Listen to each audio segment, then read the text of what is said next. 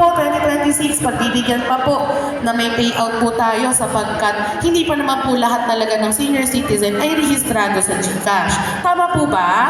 Tama At alam ko po nahihirapan. Tama po? Tama. So, ayun po. Ang direktiba po sa amin ng ating punong lungsod, bababa po kami ulit dito po sa inyong area para tulungan po kayo mag-register sa GCash.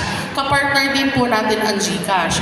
So, pag nagpa-announce po ulit ang inyong barangay na, may registration ng GCash ang mga senior citizen, punta lang po kayo para kayo po ay ma-assist. Pero kung kayo po ay may active GCash number na, magtungo lang po sa aming opisina sa OSCA para ma-update po sa aming database.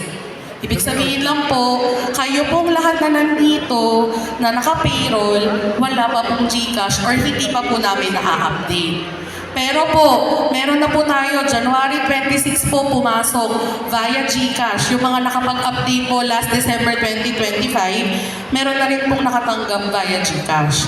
So, linawin lang po namin yung kumakalat po na balita na ang gulo daw po ng OSCA, may GCash tapos may payout. Paano naman po kung in-implement natin ang GCash? Di dapat wala pong bilang ngayon. Wala po kayo matatanggap na 1,000, di ba? So, ang ginawa pa rin po, hybrid yung payout. Isang via GCash, isang via payout. So, para po, maibigay pa rin po sa mga senior citizen ang kanilang birthday cash gift. So, ayun po.